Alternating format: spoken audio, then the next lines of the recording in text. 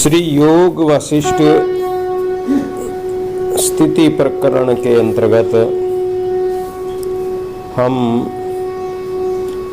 राम जी और वशिष्ठ जी महाराज का जो सत्संग संवाद चल रहा है उसका श्रवण कर रहे हैं। वशिष्ठ महाराज राम जी को कह रहे हैं कि जिसने अपने चित्त को भोग और ऐश्वर्यों की ओर लगा रखा है और जो हर प्रकार की राजस, तामस और सात्विक क्रिया को करते रहते हैं, किंतु फिर भी वे मूढ़ प्राणी विश्रांति को प्राप्त नहीं होते, वे आत्म साक्षात्कार नहीं कर पाते। कारण कि आत्मा का साक्षात्कार तो तब होगा जब भोगों की तृष्णा मिट जाए, भोगों की वासना मिट जाए,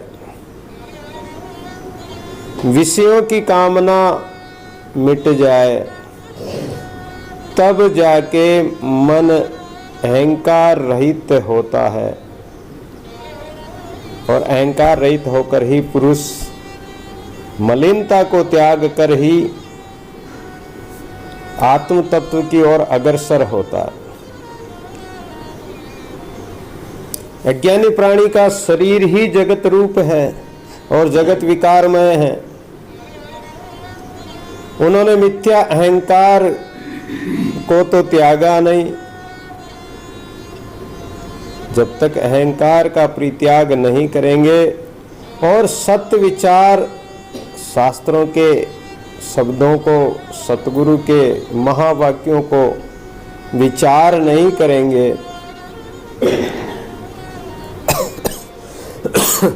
तब तक अपने आत्म स्वरूप का आभास नहीं हो सकता, आत्म स्वरूप की प्राप्ति नहीं हो सकती। ऐसे आत्मदर्शी पुरुष जगत के सब, और जिन्होंने ऐसा त्याग कर दिया अहंकार को, तो वो संसार में रहते हुए भी जन्म मरण के चक्कर में नहीं पड़ सकते, क्योंकि उनकी सब वासनाएं जल भुन गई है। जिनकी जर गई वासना ब्रह्मगन के माय, जिन महापुरुषों की वासना ब्रह्मग्नि में जलकर राख हो गई,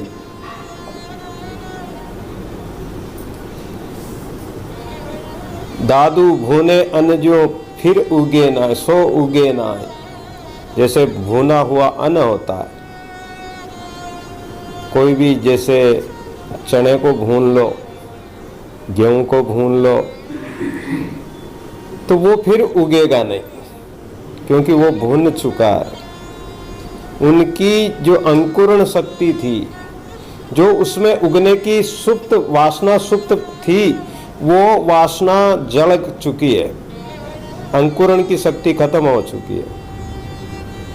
सो फिर उगे ना आए भुने अन्न जो अन्न भुन चुका है वो उगेगा नहीं। तो उसी प्रकार जिनकी वासनाएं जल भुन गई है, वो फिर दुनिया में प्रकट नहीं होते हैं, अर्थात जगत में वासना में फंसते नहीं हैं, आसक्त नहीं होते हैं।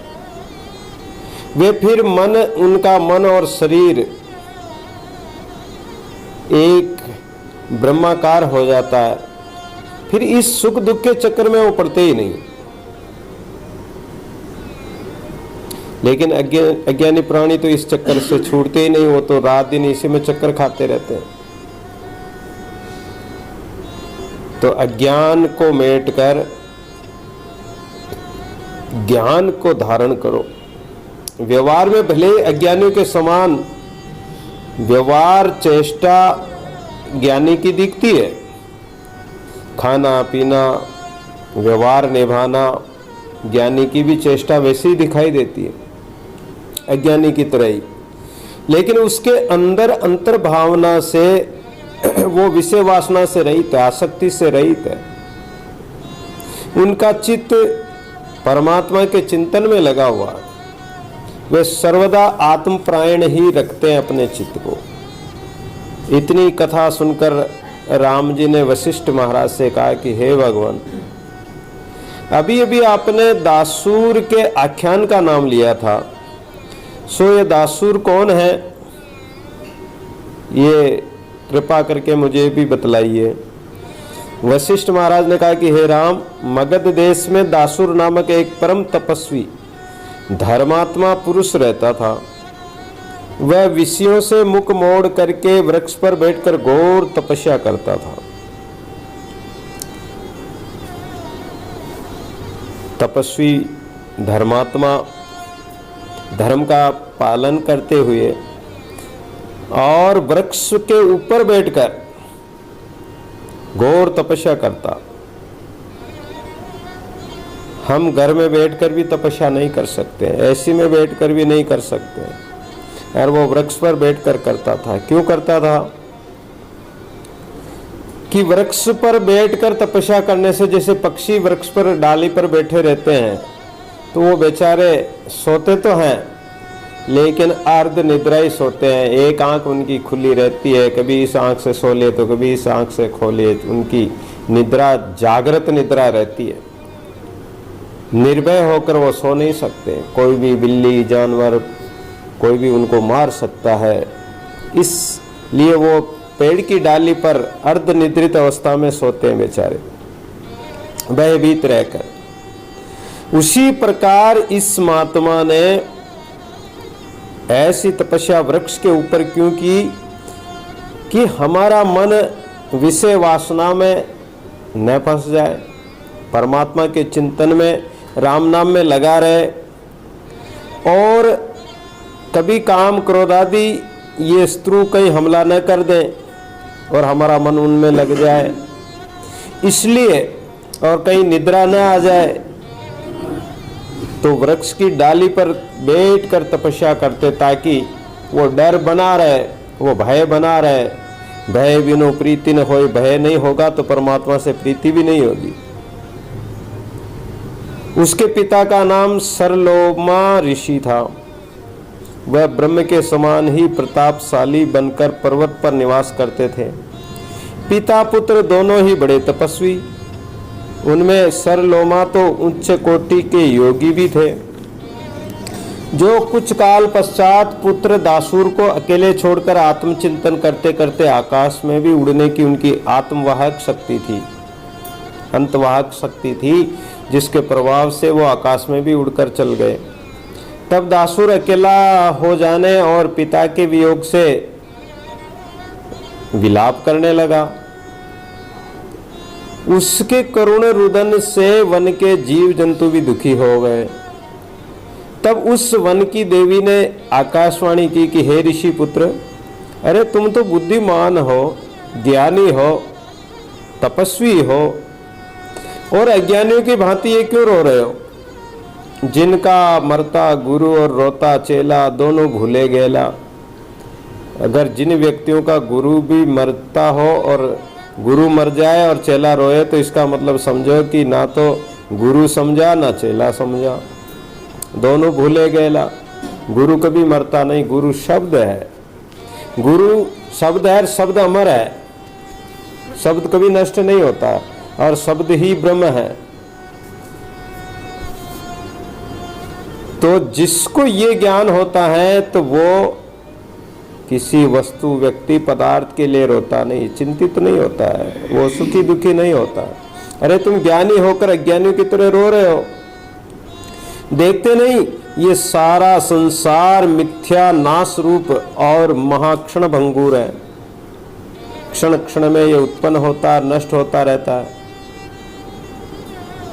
पाव पलक की सुधी नहीं, श्वास शब्द क्या होई, कर मुख माई मेलता दादू लखे न कोई। एक पल भर का पता नहीं, पल से पल में क्या हो जाए पता नहीं तकदीर का। एक पल में अगले क्षण क्या हो जाए कोई पता नहीं, एक क्षण का भी। और ये क्षण क्षण में उत्पन्न होता नष्ट होता रहता है। यहाँ का कोई भी पदार्थ स्थिर नहीं रहने वाला है। ब्रह्मा से लेकर कीट पतंग तक सारा जगत को तू देख रहा है, ये नश्वर है, नाशवान है। इसलिए तू पिता के कारण क्यों रुदन करता है? ये निश्चय है कि जो उत्पन्न हुआ है वो अवश्य नष्ट होता है, जिसका मिलन हुआ उसका वियोग भी होता है। हे राम, देवी की ऐसी आकाशवाणी सुनकर महा दुखी दासुर को बड़ी शांति मिली और वह चुप होकर शास्त्र विधि से पिता की क्रिया आदि करने में लगा। उससे छुटकारा पाकर वह सिद्धता प्राप्त करने के लिए और प्रयत्न करने लगा। तब ब्राह्मणोचित कर्मों को तप विद्या सीख कर उसका अध्ययन कर श्रोत्रिय हुआ, किंतु हृदय में अज्ञानता बनी रही, ज्ञानी नहीं हुआ। तब केवल श्रोत्रिय होने से ही उसने तप करने का विचार किया। अब जैसे कथा श्रवण करना, कथा श्रोता बन जाना, ये सहज बात है। पहली बात तो कथा सुनने के लिए ही व्यक्ति को आना बड़ा दुर्लभ है, बड़ा कठिन है। सत्संग सुनने के लिए भी कोई आता है तो उसको अनेक लोग रोकते हैं, देवी देवता पितर लोक तक उनको रोकते हैं। और यदि वो कथा श्रोत्रिय बन जाता है फिर भी उसका ज्ञान दूर नहीं हुआ, तब वह केवल श्रोत्रिय बनकर तपस्या करने का विचार करने लगा और सुंदर स्थान खोजने लगा। पर समस्त भूमंडल में खोजने पर भी उसे इस पृथ्वी पर कोई पवित्र भूमि नहीं मिली। जहां देखो वहीं अशुद्ध भूमि है। तब उसने विचार किया कि वृक्ष की शाखा पर ही बैठकर तपस्या करूं। फिर तो शाखा भी उसे अपवित्र ही प्रतीत हुई और उसने शाखा के अग्रभाग में बैठने का विचार किया। तब ये विचार कैसे ठीक हो, वह अग्नि जलाकर अपने मुख का मांस काटकर आहुति देने लगा। तब ब्राह्मण का मुख मेरे मुख में न गिरे। अग्निदेव ने ब्राह्मण का वेश धारण कर उसके निकट पहुंचकर कहा कि हे कुमार, तेरी क्या इच्छा है वह मांग ले।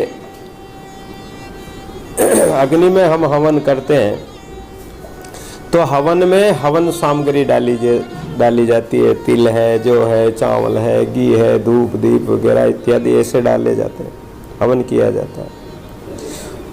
और अग्नि देवताओं को ब्राह्मण अपना स्वयं ही मुख काट कर और मांस काट कर चढ़ाने लगा। तो अग्नि देवता ही प्रकट हो गए, भाई तू क्या चाहता है मांग, ऐसा पाप कर्म क्यों करता है, मैं तुझे सब कुछ देने के लिए तैयार हूँ।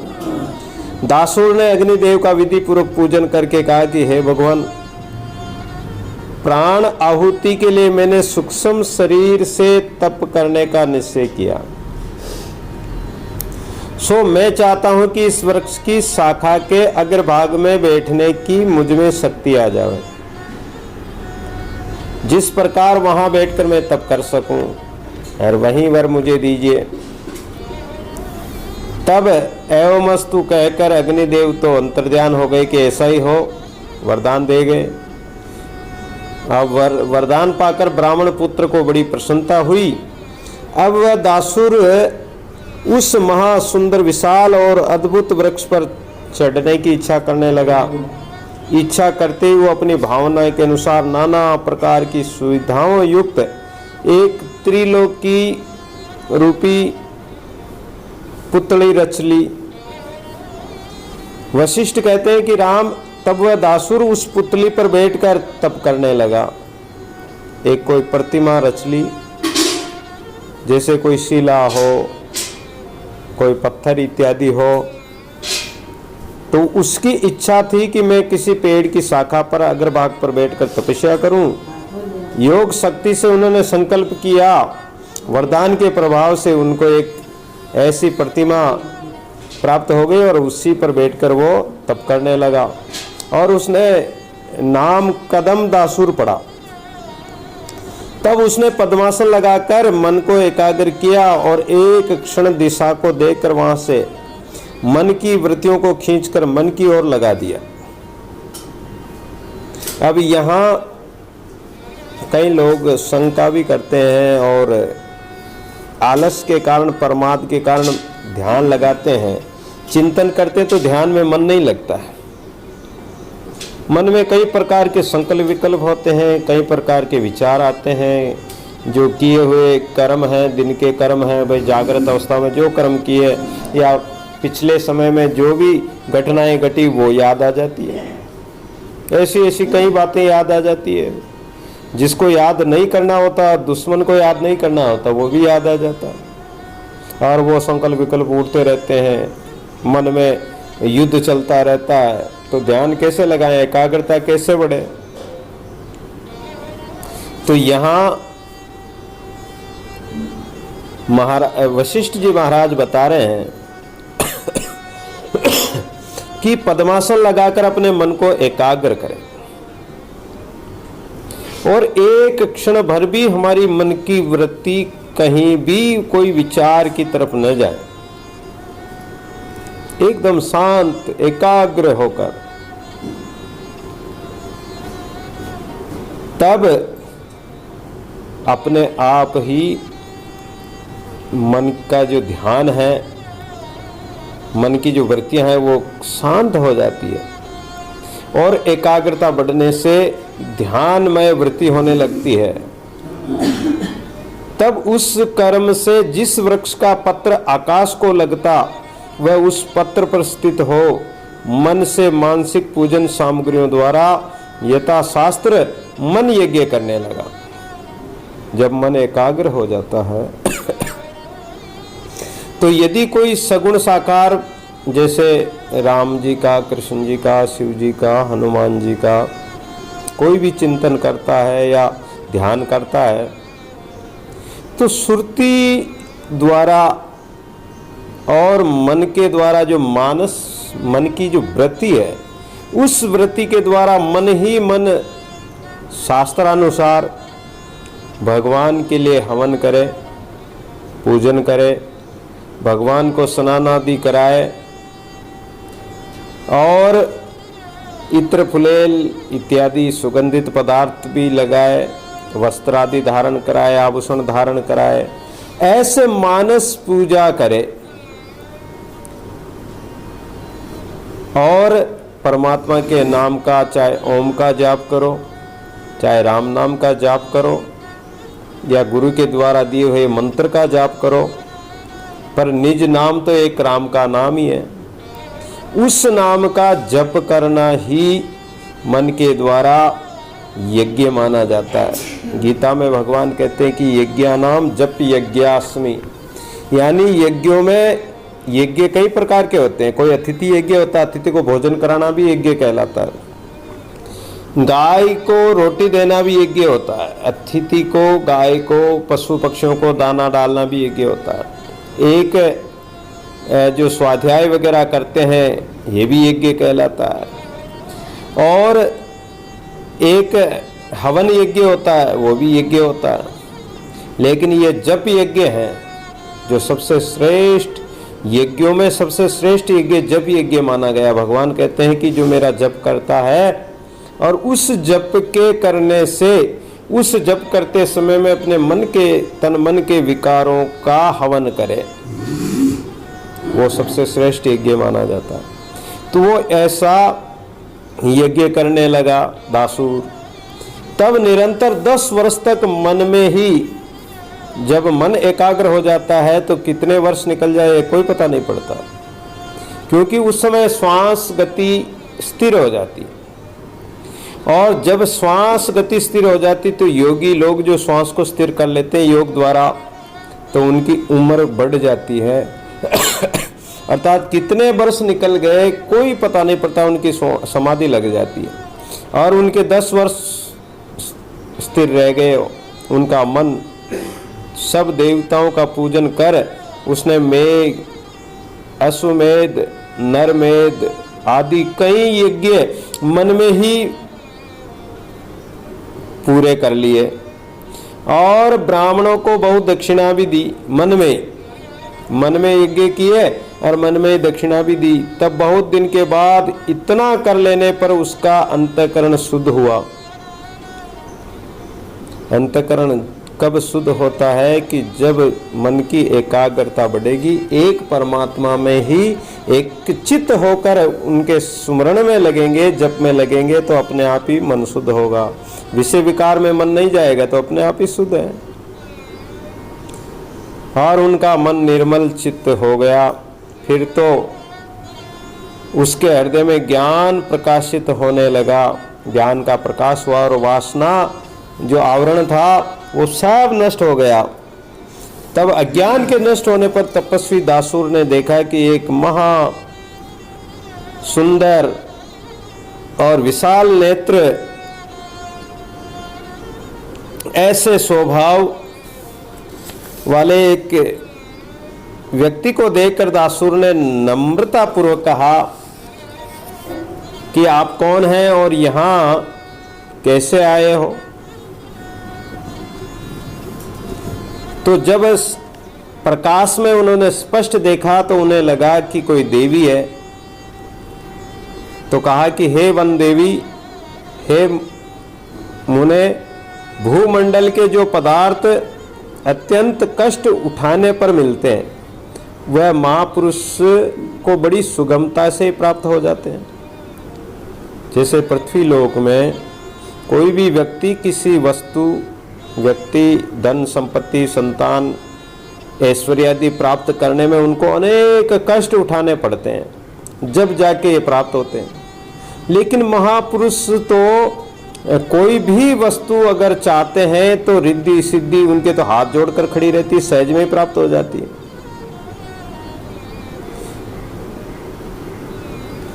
तो ये क्या कारण है? तब वन देवी कहती है कि मैं इस वन की देवी हूं, यत्र तत्र अपनी लीला करती रहती हूं और आपके पास इसलिए आई हूं कि विगत चैत्र शुक्ल त्रयोदशी के दिन इंद्र के नंदन वन में एक उत्सव हुआ था। चैत्र महीने के शुक्ल पक्ष के त्रयोदशी के दिन नंदन वन में एक महान उत्सव मनाया गया जिसमें सब वन देवियां एकत्रित हुई थी और वे सभी वहां से त्रिलोकी में आई है। यहाँ आकर सबने पुष्प इकट्ठे किए हैं, किंतु मैं एक ऐसी देवी हूं जो मेरे संतान नहीं है। वो वन देवी कहने लगी, जो मेरे साथ सहेलियां थी उन सबके तो संतान हैं लेकिन मेरे संतान नहीं है, इससे मैं बहुत दुखी हूं। अब बताओ, देवता भी दुखी है। लोग देवताओं का ध्यान करते हैं, देवताओं का पूजन करते हैं, देवताओं से संतान मानते हैं। देवता ही संतान के लिए, वन देवी संतान के लिए संत महापुरुषों के पास आकर कह रही कि मैं संतान के अभाव में दुखी हूं और उस दुख को दूर करने के लिए आपके पास आई हूं। आप सिद्ध पुरुष हैं और बड़े वृक्ष पर स्थित होकर तपस्या कर रहे हो। कृपा करके और मुझे वरदान दीजिए। यदि मुझे पुत्र नहीं मिला तो मैं अग्नि जलाकर भस्म हो जाऊंगी और पुत्र के दाह दुख को शांत करूंगी। देवी की ऐसी बात सुनकर दासुर मुनि ने उनके हाथ में एक पुष्प देकर कहा कि हे देवी, अब तुम जाओ और आप भगवान की कृपा से आपके एक सुंदर पुत्र होगा। पर ऐसा होने पर तूने जो आग में जल जाने का निश्चय किया था उसके कारण पुत्र तो होगा लेकिन अज्ञानी होगा, कारण कि तुम्हारी जो वृत्ति है, तुम्हारी जो भावना है वो अज्ञानमय भावना है। मोहवश तुमने संतान मांगी अरे जिन महापुरुष जे निधि कहीं न पाई, सो निधि घर घर आए दादू, महंगे मोल बिन कोई न लेवे ताई। ऐसे परम निधि संत महापुरुषों के पास जाकर भी संसारी अज्ञानी प्राणी क्या कहते हैं? संतान मांगते, संसार के सुख भोग पदार्थ धन संपत्ति इत्यादि मांगते हैं। अरे ऐसे महापुरुषों से तो कोई आत्म कल्याण का साधन मांग लेते, मुक्ति मांग लेते, मोक्ष मांग लेते। तो अज्ञान मोहवश उन्होंने पुत्र संतान ही मांगी। लेकिन अगर वो पुत्र ज्ञान के लिए प्रयत्न करेगा तो ज्ञानी हो सकता है। ऐसा वर पाकर और देवी बहुत प्रसन्न हुई और अपने स्थान पर जाना अच्छा न समझकर, महाराज अब तो मैं आपकी सेवा में ही यहीं रहना चाहती हूँ, कृपा कर और मुझे आपकी सेवा में रख लीजिए। मुनि ने कहा कि ऐसा तो नहीं हो सकता है और आप अपने स्थान को चले जाओ। अब तो वन देवी अपने स्थान को चली गई और समय पर उस पुष्प के कारण जो महापुरुषों ने दिया था, जिसके कारण उनको एक पुत्र रत्न की प्राप्ति हुई। जब उसका 10 वर्ष व्यतीत हो गए तब वह उसे मुनि के पास लेकर पहुंची। निकट पहुंचकर दोनों ने मुनि को प्रणाम किया। प्रणाम कर पुत्र को मुनि के आगे खड़ा कर बोली कि हे भगवान, आपके आशीर्वाद से ये मेरे पुत्र उत्पन्न हुआ है। शास्त्रों में, संतों में, वाणियों में, पुराणों में ऐसी कई कथाएं आती है कि संत महापुरुषों के पास ऐसी अद्भुत शक्तियां होती है और ऐसे तपस्वी महापुरुष होते थे। साधना के प्रभाव से उनका वचन अगर उन्होंने मन में भी संकल्प कर ले तो मानस पुत्र, मानस संतान, मन के द्वारा कोई भी संकल्प के द्वारा कोई भी वस्तु, व्यक्ति, पदार्थ प्रकट कर सकते थे। ऐसे संत महापुरुष थे।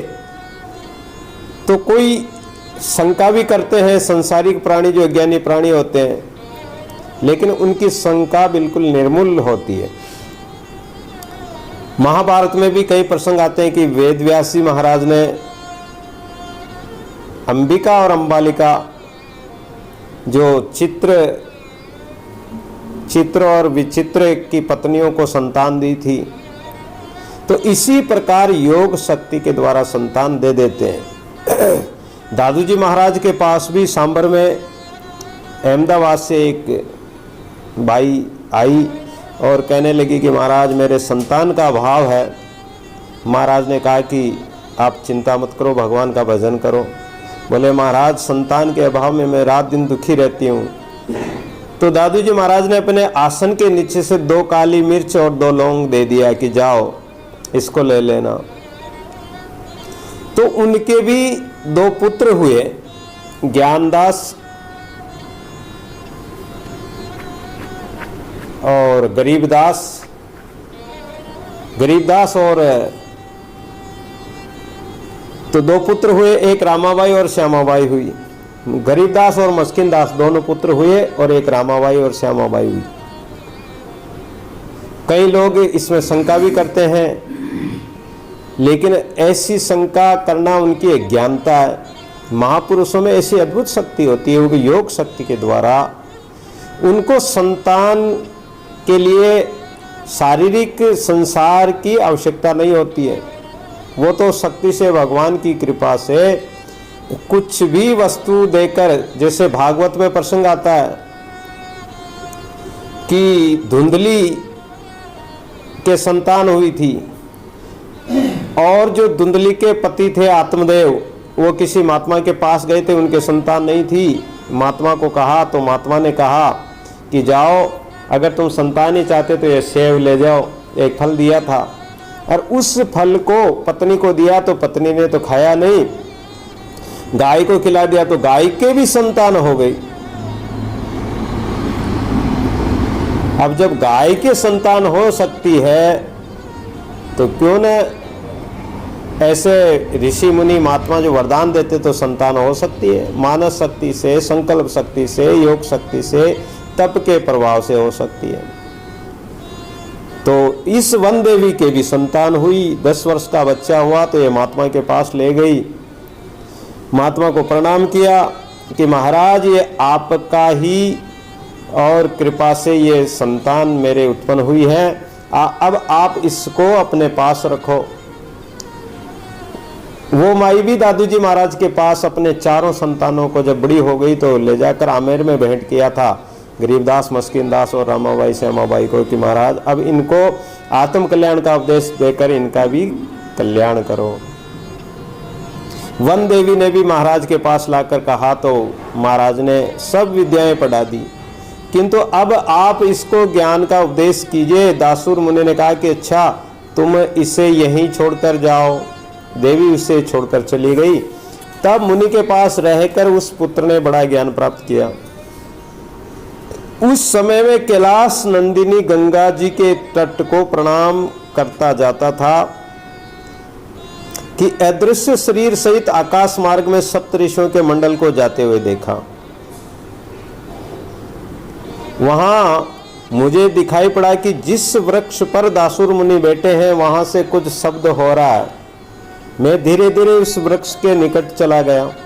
वहां मैंने क्या सुना कि मुनि कहते हैं कि हे पुत्र, वस्तु निरूपण के लिए मैं तुझे एक आश्चर्यजनक आख्यान सुनाता हूं, तू ध्यान देकर सुन।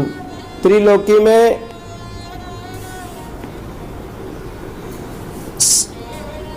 स्वरथ नाम का एक बड़ा प्रतापशाली राजा है जो लक्ष्मीवान जगत की रचना करता है। संसार में जितने बड़े बड़े ऋषि मुनि हैं सब उसको मस्तक झुकाते हैं। उसके कर्म असंख्य हैं और वह नाना प्रकार का आश्रयमय कर्म करता है और बड़े बड़े महात्मा भी उसे प्रणाम करते हैं। वह शास्त्रम भी और सर्व सुख दुख का देने वाला है। उसका ऐसा दृढ़ पराक्रम है कि वह किसी अस्त्र शस्त्र से मरता ही नहीं है। उसकी बड़ी विशाल भुजाएं हैं। उसके लीलारंभ को कोई मिटा नहीं सकता है। ब्रह्मा विष्णु महेश भी उससे कांपते हैं। उत्तम मध्यम और अधम नाम के उसके 3 शरीर हैं। इन तीनों शरीरों से वह जगत में विस्तार किए हुए हैं। उसकी उत्पत्ति बड़े विस्तार वाले आकाश से हुई और वह आकाश में ही स्थित है। उस परमाकाश में उस महापुरुष ने अपने लिए एक सुंदर वाटिका खेल करने के लिए रचा रखी है। उसमें वह अपनी नाना प्रकार की रचना कर विचित्र लीला करता रहता है। उस राजा ने महामाया से अपने नगर को खूब रच लिया और उसमें अनेक प्रकार की माया और व्यवहार करता हुआ उत्पन्न और लीन होता रहता है। उस महीपति की रचना बड़ी विचित्र है और वह उचित रूप से उस नगर में स्थित रहे। हे राम, तपस्वी दासुर के ऐसा कहने पर देवी पुत्र ने पूछा कि हे भगवान, वो जो खोत राजा कौन है और किस नगर में रहता है? यदि भविष्यत नगर में रहता तो भविष्य नगर कैसा होता है? वर्तमान नगर की बात तो ठीक है, वर्तमान में तो हम जागृत अवस्था में सब देख ही रहे हैं, पर भविष्य नगर का कैसा उल्टा अर्थ है? आपके इस वचन से मेरा बुद्धि भ्रम हो रहा है, मैं समझ नहीं पा रहा हूँ। दासुर ने कहा कि हे बस, मेरी बात ध्यानपूर्वक सुनो। अचेत्य शुद्ध चिन्ह मात्र चिदाकाश में जो संकल्प उठता है उसे खोत कहते हैं। जिसका चित्त जो है अचेत्य होता है, अज्ञानमय होता है, थोड़ा सा उसमें संकल्प विकल्प की शक्ति होती है और उसमें जब संकल्प उठता है तो उसे खोत कहते हैं। वह खोत स्वयं ही उत्पन्न होता है। ब्रह्मा विष्णु महेश सब उसके अवयव है, यानी ब्रह्मा विष्णु महेश भी उसके भाग हैं, एक टुकड़े मात्र है। उसने शून्य आकाश में जगत रूप नगर रचा। ये शून्य जो आकाश है इसमें जगत रच दिया और वहीं चित शक्ति ब्रह्मा के पद को प्राप्त हुई। 7 लोक नीचे के 7 ऊपर के 14 स्थान, 14 लोक, वन उपवन सहित मंदराचल, सुमेरु आदि पर्वत भी उसकी भूमि है। सूर्य चंद्रमा ही उसके बिना तेल और बत्ती के जलने वाले दीपक हैं। उसके सूर्य की किरणों का प्रकाश मोती के तरंग के सदृश प्रकट होता है और इस समुद्र के आगे क्षीर सागर आदि जो 7 समुद्र है वह उसके बावड़ियाँ हैं। जैसे हमारे गांव में कोई बावड़ी हो, कुआं हो, उस प्रकार उस पुरुष के ये समुद्र ही बावड़ियाँ हैं। वो इतना बड़ा विस्तार वाला पुरुष है तो उसके बावड़ियाँ भी इतनी बड़ी बड़ी है। उसमें जीव रूपी किरात लेते देते और व्यवहार करते नीचे ऊपर को जाते हैं, अर्थात प्राणी आते और जाते हैं, जीव जन्मता है, नीचे जन्म लेकर वापस फिर चला जाता है। पुण्यशील स्वर्ग को जाते हैं, पापी नरकों को जाते हैं। जो देव कर्म करते हैं, पूजा पाठ स्वाध्याय कर्म कांड करते हैं, यजन करते हैं, तो ये स्वर्ग को जाते हैं। और जो मानव धर्म का आचरण करते हैं वह मध्य लोक में, तथा जो पाप कर्म करते हैं वो दैत्य नाग पाताल लोक में रहते हैं। वायु के प्रभाव से ये सभी मंत्र चलते हैं। उसकी अस्थि रूपी लकड़ियां रक्त मांस से रंगी हुई है। उनमें कुछ अधिक समय चलने वाली है और कुछ अल्प समय ही चलती है। उनका श्याम वस्त्र, सिर के केश हैं, आँख, कान, जीवा, पुरुष के स्थान, गुदा आदि 9 द्वार हैं। इन द्वारों से निरंतर और गंदगी चलती रहती है। 9 द्वारे नरक के निस्दिन बहे बलाय, सुचि कहाँ लो कीजिए राम सुमिर गुण गाय। सर्दी गर्मी उसके प्राण हैं और नाक इत्यादि की उसकी खिड़कियां हैं। सर्दी गर्मी जैसे हमारे प्राण चलते हैं तो प्राण कभी गर्म प्राण भी चलते हैं, कभी ठंडे भी चलते हैं। तो हमारे 2 स्वर हैं और एक स्वर चंद्र स्वर है, एक सूर्य स्वर है। तो जो चंद्र स्वर है वो हमारे उल्टे हाथ की तरफ होता है, इस हाथ की तरफ। जो सूर्य स्वर वो हमारे सीधे हाथ की तरफ होता है। तो जो सूर्य स्वर चलता तो गर्मी आती है। रात में सोते हैं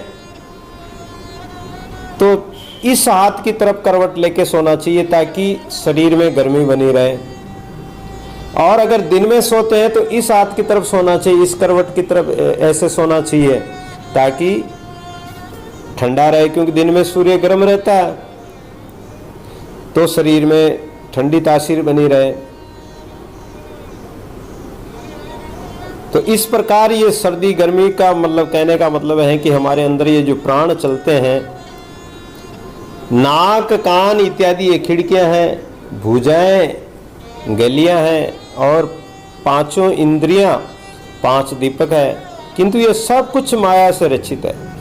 अहंकार रूपी यज्ञ उसमें वास करता है। वह अहंकार महाभय का स्थान है।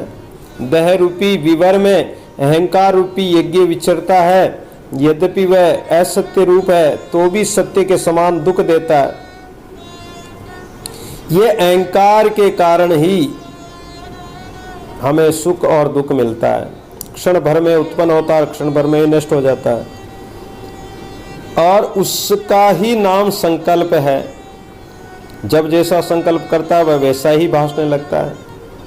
आनंदमय संकल्प करेगा तो आनंदित रहेगा, दुखमय संकल्प करेगा तो दुखी रहेगा। और संकल्प इतने प्रबल हैं कि अनुपस्थित को भी उपस्थित कर देते हैं। जैसे संकल्प से किसी व्यक्ति का कोई दुश्मन हो और वो संकल्प कर लिया, उसको याद कर लिया, तो उसको देखते ही उसको क्रोध आने लगता है और संकल्प रहित होने से वह शीघ्र ही नष्ट हो जाता है। इस भांति जब तू संकल्प का नाश करेगा तो शीघ्र ही तेरा कल्याण होगा। अपना संकल्प उठकर अपने खी को दुख देता है, संकल्प के कारण ही तो दुख उठाता है और किसी को सुख मिलता है। समस्त जगत संकल्प से ही है, आत्मसत्ता से बढ़ता है और उसी से नष्ट भी होता है।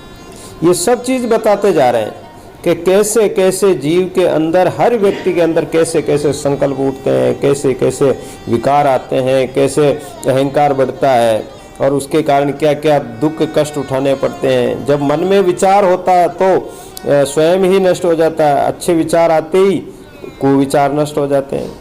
मन स्वयं ही क्रिया करता है और स्वयं ही दुख पाता है, तब रोने लगता है। बंदर के समान जाल में फंसा हुआ वह कभी हर्षित होता है, कभी दुखी होता है। जब इसको कल्पित विषय का आनंद मिलता है तब तो गाल फुलाकर हंसता है और नहीं तो रोता है। पर इसके पीछे जो चलते हैं वह मूढ़ प्राणी है। इस मन के पीछे अगर कोई चलते हैं, मन के अनुसार, मन के मते सब कोई खेले, गुरमुख विरला कोई दादू, मन की मानने सतगुरु का शिष्य। अगर मन के अनुसार चलोगे तो दुखी होंगे, वो मूढ़ प्राणी है। क्योंकि ये तो संकल्प से भरा हुआ वस्तु और गुण के पीछे पड़ा ही रहता है। सुबह शुभ से निर्मल और मलिन होता है, तो शुभ कर्म करोगे तो निर्मल अंतःकरण होगा, अशुभ कर्म करोगे तो मलिन अंतःकरण होगा, गंदा हो जाएगा। गंदी सो गंदा बया, यूं गंदा सब कोई दादू लागे, खूब सो तो खूब श्री का होई। अगर गंदे विचार करोगे तो गंदे हो जाओगे, खूब परमात्मा का विचार करोगे तो परम पवित्र परमात्मा के समान हो जाओगे। तो खोत का मैंने उत्तम, मध्यम और अधम 3 शरीर कहा था। वह राजस, तामस, सात्विक के 3 गुण वाले 3 शरीर है। व्यक्ति के अंदर 3 शरीर होते हैं। राजस राजसी वृत्ति, तामस तामसी वृत्ति जो राक्षसी प्रवृत्ति होती है, और सात्विक प्रवृत्ति संत महापुरुषों की होती है। यही तीनों सबका कारण रूप होकर जगत में स्थित है। तामसी गुण से पाप आचरण में लगता है प्राणी, पाप कर्म करता है, बुरे कामों में लगेगा, बुरे ही काम करेगा, और बुरे काम करेगा तो उसका नतीजा भी बुरा ही होगा। उसकी वृत्ति ऐसी हो जाती है, जीवों को मारना, हिंसा करना, चोरी करना, डाका डालना, लड़ाई झगड़े करना, मारना, काटना इत्यादि ऐसे ही काम करेगा, लूटना, छोड़ना। और जो राजसी व्यक्ति है वो संकल्प से लौकिक व्यवहार करता है। राजसी व्यक्ति संसार के व्यवहार को निभाता है। स्त्री, पुत्र, परिवार इत्यादि में उनका राग भी होता है, आसक्ति होती है, जिसके कारण सुख दुख तो वो भी उठाता है, लेकिन वो व्यवहार निभाता है। और इसके कारण, राजसी कर्म के कारण उसको मरकर फिर किसी अच्छे कर्म करता तो मनुष्य देह भी मिल जाती उसको। लेकिन जो तामसी व्यक्ति है उसको तो नरक आदि कीट पतंग, सांप, बिच्छू इत्यादि ऐसे कीट योनियां ही प्राप्त होती है उसको, कीड़े मकोड़े की योनियां प्राप्त होती है, या नरक में ही गिरता है। और सात्विक भाव वाला धर्म ज्ञान के प्रायण रहता है, वो सत्संग करता है, संत महापुरुषों का सत्संग करके और जिज्ञासा भावना से आत्म तत्व का विचार करते हुए और परमात्मा को प्राप्त होता है, मोक्ष को प्राप्त होता है, उसका फिर जन्म नहीं होता है।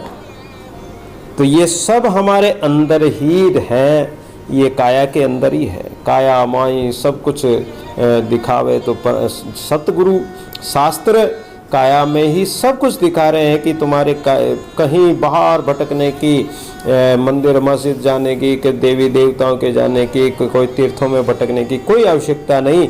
अपने भीतर ही परमात्मा को जानो और भीतर ही अपने अंतःकरण को सुधारो।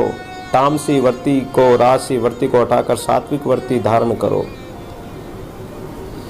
पर यदि इन तीनों भावों का त्याग भी कर दे तब संकल्प नष्ट हो जाता है और वो अक्षय पद जो शेष रहता है उसे संसार दृष्टि को त्याग कर मन को वश में कर अंदर बाहर के दृश्य में स्थित जो चित्त के अंकुर थे, वासना थी, उन सब को तोड़कर वो जैसे भुने हुए अन्न की तरह वो एकदम निर्विकार हो जाता है, निर्वासनिक हो जाता है।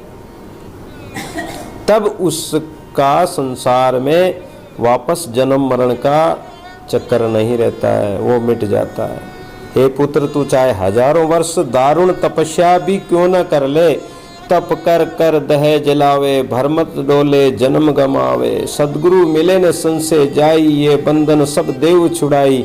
दादू जी महाराज कहते हैं कि चाहे तपस्या लाख हजार वर्ष कर लो, लेकिन अहंकार क्रोध तो जाएगा नहीं। विश्वामित्र ने तपस्या कोई कम नहीं की थी, लेकिन अहंकार के कारण वो वशिष्ठ के 100 पुत्रों को मार दिया उन्होंने। तो चाहे तो हजारों वर्ष तपस्या क्यों ना कर लो, इसके बिना कोई यत्न नहीं है। चाहे अपने को पाषाण शिला के समान चूर्ण भी कर डालो, समुद्र में भी घुस जाओ, चाहे बड़वा नल में भस्म हो जाओ, चाहे कृपाण की धार से, जैसे काशी करवत लेते हैं तो काशी में जाके चाहे करवत ले लो, गर्दनी कटवा लो, चाहे ब्रह्मा विष्णु महादेव और स्वयं बृहस्पति क्यों न उपदेश करें, और चाहे पाताल में ही, चाहे पृथ्वी में, चाहे स्वर्ग में, चाहे और कोई भी स्थान में जाकर क्यों न रहने लग जाओ, कल्याण के लिए आत्म तत्व की जानकारी और सत्संग के बिना, अहंकार को मिटाए बिना, इन विकारों को मिटाए बिना कल्याण नहीं हो सकता, और कोई उपाय है ही नहीं। एक राम के नाम बिन जीव की जलन न जाए, दादू कहते पक्ष में कर कर बहुत उपाय। दादू जी महाराज ने सारे शास्त्रों का सार ही निकाल दिया कि एक राम का नाम लिए बिना, सुमरण किए बिना, इस जीव की जलन जो है, बार बार जन्मने मरने की जो सुख दुख की जलन है, ये मिटेगी नहीं। विकारों की जलन, विषय विकार की जलन मिटेगी नहीं, और कोई उपाय नहीं। सुंदरदास जी महाराज कहते हैं कि नौका रूप जान सत्संगाता में, सब कोई बैठो आए, और उपाय नहीं तिरवे को सुंदर काढ़ी राम दुहाई। सुंदरदास जी तो राम की सौगंध खा के कह रहे हैं कि ये सत्संग के अलावा, संतों के सानिध्य, संतों के शब्दों के अलावा और कोई भी उपाय तिरने का, कल्याण का उपाय नहीं है। तो संकल्पों को मिटाना ही एक उत्तम उपाय है। संकल्प मिटने पर ही अनादि अधिकारी और परम पावन का मुख्य यानी परम पावन पद की, सुख की प्राप्ति होती है, अन्यथा नहीं होगी। इससे जब यत्नपूर्वक संकल्पों की लड़ी टूट जाए, तब पता नहीं चलता कि संकल्प कहाँ गए। धीरे धीरे अभ्यास द्वारा निरंतर काल दीर्घ श्रद्धा, निरंतर काल दीर्घ श्रद्धा, हृदय मन विश्वास, हृदय में मन में विश्वास हो, श्रद्धा हो, भावना हो, और अभ्यास करते रहें तो धीरे धीरे संकल्प टूटते जाते हैं, खत्म होते जाते हैं। सत्य असत्य पदार्थ सब संकल्प से ही तो है। संकल्पवश जैसा जैसा चिंतन करता है, उसी क्षण वह वैसा ही प्रतीत होता है। अस्तु संसार का भ्रम तो संकल्प से ही उदय हुआ है। संकल्पों का नाश होने पर वह चित्त अद्वैत सत्ता के समक्ष हो जाता है, उसके सम्मुख हो जाता है, उसके सामने पहुंच जाता है। और उसके जब परम अद्वैत सत्ता ही सन्मुख हो गई, सामने साक्षात प्रकट हो गई, तो सारे दुख कष्ट, जन्मों जन्मों के पाप दुख सब नष्ट हो जाते हैं, सब कट जाते हैं। जब तक जगत को सत्य जानोगे, तब तक ये दुख मिटने वाले नहीं है, ये दुख वेदना ये मिटने वाले नहीं है, अन्यथा कुछ भी नहीं है। इसलिए जो बुद्धिमान हैं उनको कुछ दुख नहीं प्रतीत होता है। इससे तुम सत्य सत्ता के रूप में स्थित हो जाओ। तो जो सत्य स्वरूप को धारण करते हैं, सत्य आचरण करते हैं, जीवन में विकारों को नष्ट करके और पुण्य कर्म करते हुए, सत्य शास्त्र का विचार चिंतन करते हुए राम नाम का सुमरण करते हैं, तो राम नाम से धीरे धीरे अपने आप ही विकार नष्ट होंगे। और विकारों के नष्ट होते ही मन चित्त जब संकल्प विकल्प रहित हो जाएंगे, अंतःकरण पवित्र हो जाएगा, तो आत्मसत्ता समक्ष प्रकट हो जाएगी और परमात्मा का साक्षात्कार हो जाएगा। रघुपति राघव राजा राम पतित पावन सीता राम रघुपति राघव